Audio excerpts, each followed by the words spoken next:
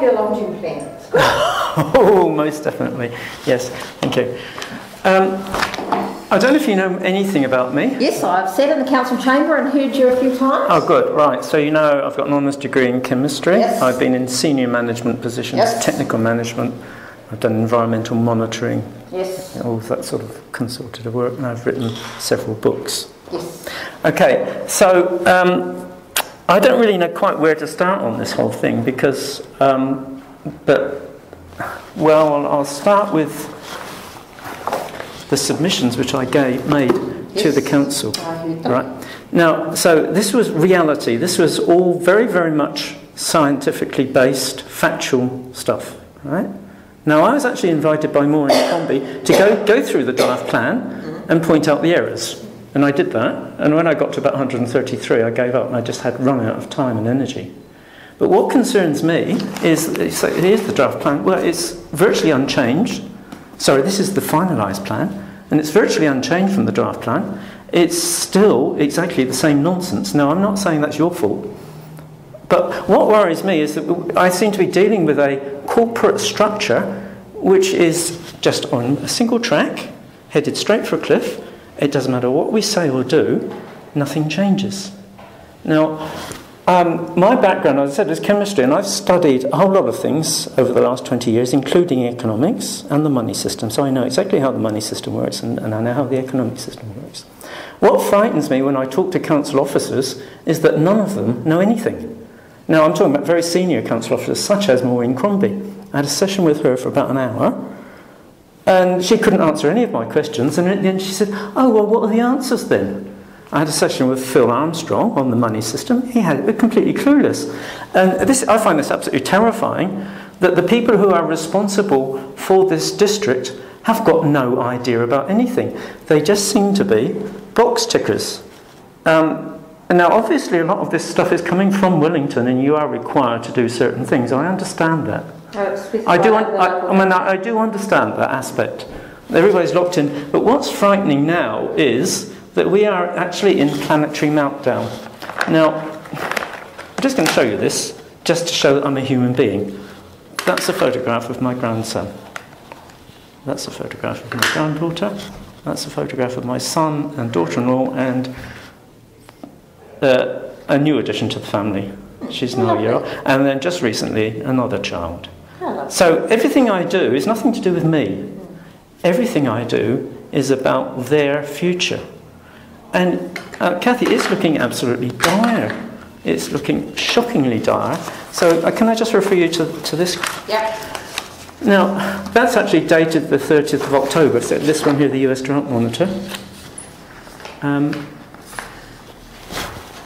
We're now getting towards the end of November, but it's almost unchanged. Now, I've been in correspondence with Professor Guy McPherson, who is in New Mexico. And he's talking about the central region of the United States becoming uninhabitable within 5 years, possibly 2 or 3. Now, this is a major grain-growing district for the world. America is the biggest exporter of grain. This is going to have an absolutely devastating effect on the world food situation. And it's not just happening here, it's also happening in other places around the world. So I actually presented this to the council. I was here. And, well, there was no response.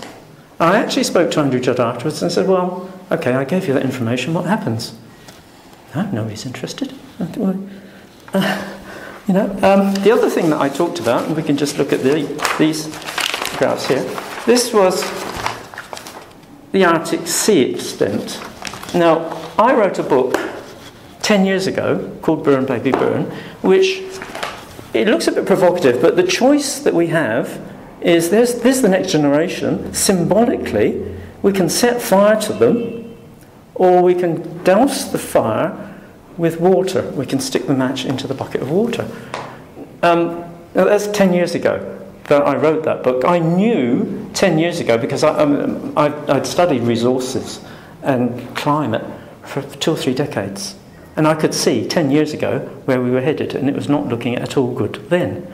But now, if we look at this particular graph, this is the meltdown of the Arctic for this year. Now, 2007 was dramatically low, we've got the mean. This is where it was from 1979 to 2000. We use in mathematics, I don't know if you apply it, standard deviation. To know if something is along, if it's normal or, statistically, is this normal or is it far from normal? Or, well, staggeringly far from normal. But this summer, we lost 600,000 square kilometres of ice, greater than the 2007 meltdown.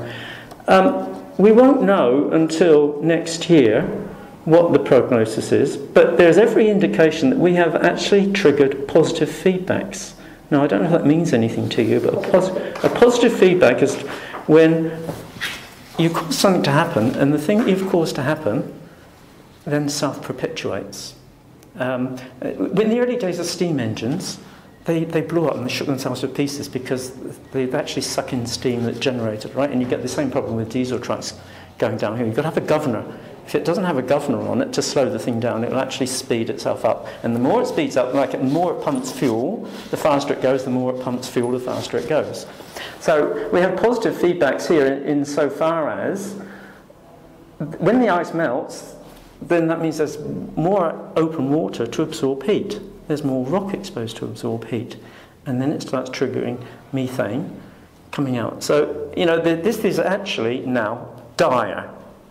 Really is dire. I mean, there are people talking about the planet becoming uninhabitable by about 2040 or 2050. That's in the lifetime of my grandchildren. They're not even going to make it to old age.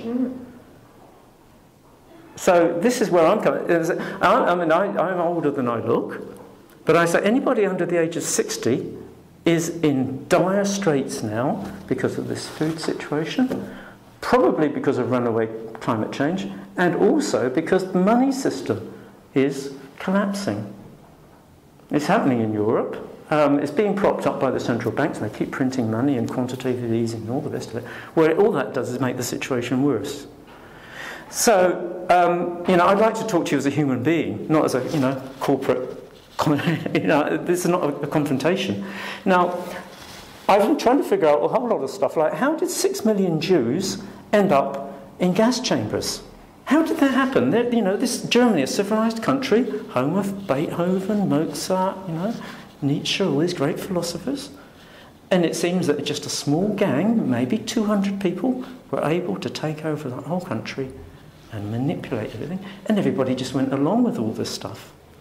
And several months ago, a very well-known writer called Chris Hedges, you may not know of him, he's very well famous in certain circles, wrote an article explaining how this all happens. The railway workers all did their job. All the bookkeepers, they just did their job. And people said, oh yeah, no, we've got some Jews who've got to move. And everybody just did their job. So, so that brings me really to the basis of why I'm here, because I had a discussion with Darwin Masters 5 years ago about abrupt climate change. This is where the planet heats up so quickly, it becomes uninhabitable for humans. In other words, just jellyfish and bacteria and a few primitive species can survive. So, and nothing really changes. And as I said, I've done all these submissions and nothing changes. The whole thing just trundles along and nobody's able to stop it. So I'm not expecting you to stop anything, but I'm just trying to get a perspective as to how this is happening and whether it is actually possible to do anything at all. See, what frightens me, and I generally don't do much now because people are sort of unreachable, but last week we had this. Big stunt spectacular coming to New Plymouth. So the council is actually promoting destruction of the future. It's promoting destruction of my children's and grandchildren's future. And it's actually, people that are doing this, if they're under 60, they are actually promoting the destruction of their own future. Now, when I mentioned this to Darwin, she basically sulked and said she wasn't going to discuss this anymore. Now, that's not a very adult response. It doesn't get us anywhere, I'm afraid. So I just want to, what is going on here? When my money, and this is my money, I'm paying rates to the council. The council is spending my money to promote destruction of the planet. And I object to that. And yet I seem to be the only person that does, and I just can't figure this out. I can't figure anything out. So what's going on here? Why is the council spending ratepayers' money to promote a private event? This is in order that some promoter is going to make money. Why is this happening? Can you give me any indications of what's going on here? Well, On what basis does the council choose to promote, excuse my French, but we have to use this word, planet fucking?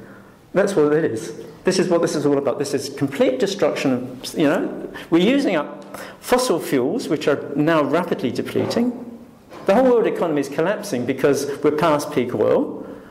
A climate crisis, the CO2 level, and so this represents the very, very worst possible form of behaviour that you can imagine, other than flying. And the council's promoting it as something to do. No, I can't get my head around this. And yet, if we try and talk about permaculture or anything like that, I'm not interested. Don't want to know. And I've been doing this for 5 years, year after year. We need to do permaculture. Nothing happens. But if it's something completely bizarre, completely insane, totally destructive, then the council fully supports it. So, can you give me some clues, some answers, or what's going on here? You're asking for an overall system thing, which may not be local government's ability to control in terms of that. So somebody has made a decision to promote this. Well, it comes back to our KPIs at the moment, which is to provide a varied program of recreational events for our community, right?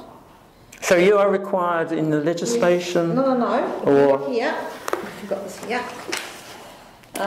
See, one of our KPIs in terms of recreational events is... Find it. Well, I've read the stuff about promoting multicultural, blah blah blah. Range of events which appeal to residents and visitors. Yes. Okay, so that's what we're doing. That's just another that. Yes. Now, what has happened is a promoter has come along and asked to hire the stadium, and we have agreed because it fits within that. Yep. So you see, what I find when I'm looking at this, we've also said we're going to protect the environment and promote the well-being of the community. Now, these are mutually exclusive concepts. You can't do both. Do you see what I'm saying? You can't. So whoever looks at this then ignores this part here about risk management, the climate change, and everything else. That goes completely by the board because we're only looking now at this aspect. Do you see what I'm saying? Yeah, well, risk management of natural hazards. So, it would be a debate of what that natural hazard is, and if it wasn't going to Yarra, would it be going somewhere else? See, I went through all of this stuff with a lot of people. When it comes to risk management, we spend a hell of a lot of time on whether the volcano is going to blow up or not. Well, that's like a 1 in 2,000 year event. Right? But if we're talking about peak oil or climate change or collapse of the money system, which are 100% certainty, there is no risk management whatsoever. I just can't get my head around this. The really big risks to the community are totally ignored. There's not one mention in here of peak oil, despite the fact that I raise it again and again and again, and I had a discussion with Maureen Crombie, and I said, well look, the oil supply is peak. It's not me saying this, is the International Energy Agency says this.